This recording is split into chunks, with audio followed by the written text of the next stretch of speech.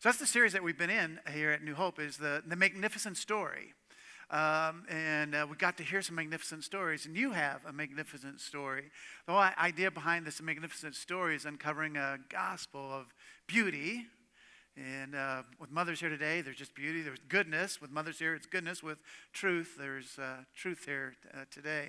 So we're in this chapter of discovering the truth. We've been defining beauty with these words. So beauty is something which when seen pleases. So watching mothers love children, man, there's just a beauty in that. Goodness is that which, when experienced, benefits. So mothers, as they're doing good, it benefits you over and over again. Preparing your breakfast, doing your laundry, taking you to school, having talks with you when you're older. There's just a goodness that we, and then the aspect of truth. Truth is that which, when encountered, works. And I love this parentheses. Reality is what you bump into when you are wrong. And if you ever have to bump into your mother because you might have been wrong, so she guided you back with truth in that. So again, I've known Bob Lins now for a number of years, and as you know, Bob is this huge guy. I was just together with him not too long ago, and he was telling me the story that there was a time that he was home here in the area, and he went to one of the Walmarts in our area, and he's in line in Walmart, and he's about ready to check out and that, and up behind him came this diminutive mother, and behind the mother, her little boy was pushing the cart. And the mother kind of recognized Bob from Life Fest, and so she kind of started to talk with him a little bit, and then there was his turn to check out, so he turned around and that, and his cell phone went off, and his cell phone had the ringtone of like a dump truck backing up, beep, beep, beep, and the little boy's eyes got really big behind the car and says, "Mom, watch out, he's backing up." So I can't wait till Bob hears that story. So there's just something beautiful and good and true about a little guy that wants his mother to be safe. So this morning, as we think about this idea of God's gifts of beauty, goodness, and truth through moms, we had some people prepare something special for all the ladies in the room, not just the moms. So watch this and listen to these words. To those who gave birth this year to their first child, we celebrate with you. To those who lost a child this year, we mourn with you. To those who are in the trenches with little ones every day and wear the badge of food stains, we appreciate you. To those who experienced loss through miscarriage, failed adoptions, or running away, we mourn with you. To those who walk the hard path of infertility, fraught with pokes, prods, tears, and disappointment, we walk with you. Forgive us when we say foolish things. We don't mean to make things harder. Those who are foster moms, mentor moms, and spiritual moms, we need you. To those who have warm and close relationships with your children, we celebrate with you. To those who have disappointment, heartache, and distance with your children, we sit with you. To those who lost their mothers this year, we grieve with you.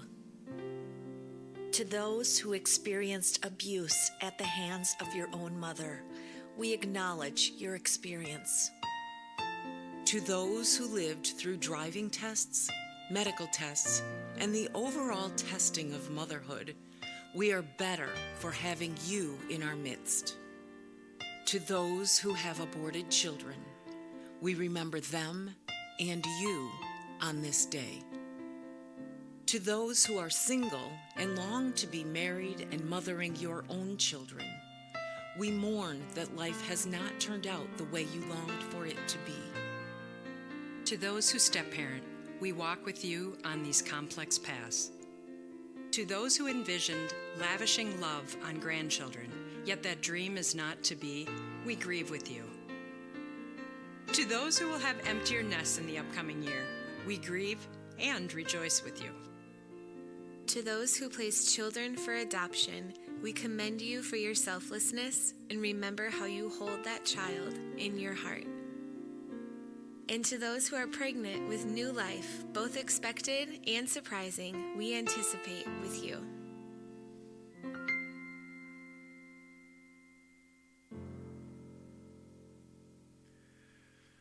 So again, we're thinking about this idea of beauty, goodness, and truth, but even while we think about the ideas of beauty, goodness, and truth, that's what we long for, that's what Jesus brings to us, but we also know that there are always things that in this world, in our lives, and that they're going to be ugly.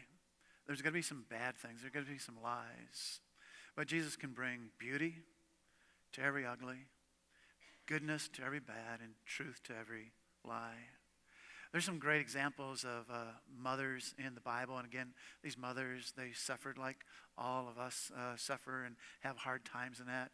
But in the book of Timothy, the Apostle Paul writes to Timothy, and he writes these words. Just a great example of some godly mothers. I'm reminded of your sincere faith. Timothy, you have this sincere faith. But it's a faith that dwelt first in your grandmother, as we were hearing Jeff talk about his grandmother, and then in your mother Eunice as well. And now I'm sure it dwells in you. So Timothy then raised up this faith out of nothing. He had these influences, and maybe that's part of your story too. As you know, Jesus has some great words. In John 8:32, he says this, the truth will set you free. And that's what moms want for all their children. That's what we always want to experience. How can this truth set us free? But some wag said that sometimes, it is true that the truth will set you free, but sometimes it will make you miserable at first. But Jesus always wants us to experience his truth. Again, one of the other things that Jesus says about himself and what we have come to kind of adopt, and it is just these words of Jesus, where Jesus says, I am the way and the truth and the life. So again, as we follow Jesus, we're following him on that way. We're following him with that truth. We're following him towards that life. If we get off from that, well, we know that we start losing our way. We start losing the truth, and we can end up without the life that we really want. So we were asking these questions with that statement. How can Jesus' truth shine more beauty? Because the truth of Jesus isn't something that's just kind of hard and you just got to do it. There's a beauty to his truth that invites us, that we want to participate in his truth. Or this question, how can Jesus' truth be for our highest good, his truth? Not trying to keep things away from us that would be good, but he wants us to know his truth for our highest good. So there are people around us, and especially moms, that as we watch them, especially for many moms in our congregation and moms that we hope to start, that we want to influence, that they would be following a Jesus pattern. And as they're following this Jesus pattern, they'll experience beauty and goodness and truth. And those around them will also be able to experience some of that beauty, goodness, and truth. So here are following Jesus pattern, this whole idea of daily 15. Some of you have moms, you're watching them. You watch them when they go somewhere every morning. They sit with a Bible or maybe listen to some music. They take some moments to pray. And if they're moms of little kids, chaos is going off all the time. So they sometimes have to shorten it to 2 minutes. But yet, as children watch and mom practice that, something happens. The other aspect is that you watch moms gather every 7. And there's a lot of good things to do every Sunday morning. But moms that say, hey, our family, we want to gather every 7. Because that's the highest good. As children watch that, sometimes they're going to fight against that. But as they watch that, they'll come to appreciate it and respect it during the years of their life. And then this whole idea of the next fresh soul story. Well, we got to hear some next fresh soul stories. None of you had heard the story. I hadn't heard the story of Jeff's godly grandmother. But boy, that just gives me some hope. Maybe it gives you some hope too. There's all kinds of fresh stories like that over and over and over. And a mother that listens to those fresh stories, and her story is refreshed, and her story is encouraged, and you watch, and she shares that story that she heard with you. just keeps going. And then you keep these practices and that, and there's just this deep faith foundation that results, and a deep foundation, there's a beauty to it. There's a goodness to it. And there's a truth to it. A couple of quick quotes from the chapter of the book.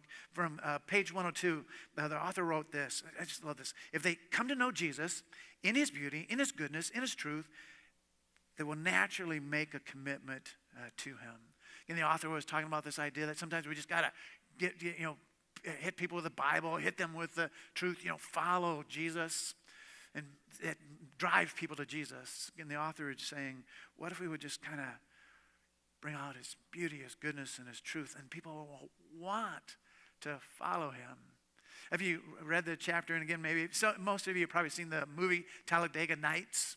And they have this deal where they're having a meal, and they start praying, and the guy starts praying about the sweet little baby Jesus, and they have this big discussion and stuff, and it's kind of sacrilege, but man, is it funny. But sometimes we just want to control Jesus, the author was saying, and Jesus is so much more. He is just so much more. And the Bible calls him the Lion of Judah. And I just mentioned that the ascension, we just observed and remembered that. There's something about the power of him rising from the dead, spending those 40 days with the disciples and with a number of women and that, and then ascending. And we wait for him to return again, and he's not going to return as a sweet little baby, as much as we love the sweet little baby Jesus at Christmas time. There's going to be a wonder to him as he comes back. One more quote from page 106 where it says this: the story is much bigger and better, more profound and compelling when we see the fullness of who Jesus is. This magnificent story includes the amazing claim that God so loved us that he gave his only begotten Son, not merely to teach us or to forgive us, but to shine through us. I love that thought. So let me wrap up with this. Jesus following moms, they shine. And the reason they shine is because they're looking at the shining face of Jesus, and it's reflecting off of them. So Jesus following moms, as they come near Jesus' beauty, the goodness of Jesus and the truth of Jesus, well, they shine that beauty, goodness, and truth to those around them. So here's your assignment as you go out to eat with moms, or even if you don't go out to eat with moms, you go out to eat with anybody. Maybe speak to your mom today, something like this. Mom, here's how I see you following Jesus and shining. Here's how I see you, Mom, reflecting the beauty of Jesus. Here's how I see you, Mom, reflecting the goodness of Jesus. Here's how I see you, Mom, following the truth of Jesus. And the last couple of things. So this week's soul training exercise, this is a great one for Mother's Day, is smell. Mom, you smell good today. Maybe some of you remember some smells of your grandmother, some smells of your mom. Next week, we're going to be looking at chapter 7, Going the Distance. And the author's going to tell a very tender story and a heartache story. A little girl that they named Madeline. And she didn't live real long in this world. And it was a tough part of their story. But even through Madeline, they realized beauty, goodness, and truth. Would you pray with me? So Jesus, there's just something about you. So here we are on this day, on this Sunday, in this month of May. And you've given us so many gifts. And we pray that you'll continue to give gifts to us as we go into our afternoon, as we go maybe to some meals. And as you give us gifts, help us to realize that you are giving us gifts. And allow us to reflect on these gifts, that they are gifts of beauty, gifts of goodness, and gifts of truth. as we keep following you through this world, we know. We know. But help us, Jesus. Help us. Your beauty, your goodness, your truth. We ask and pray these things, Jesus, in your name. Amen.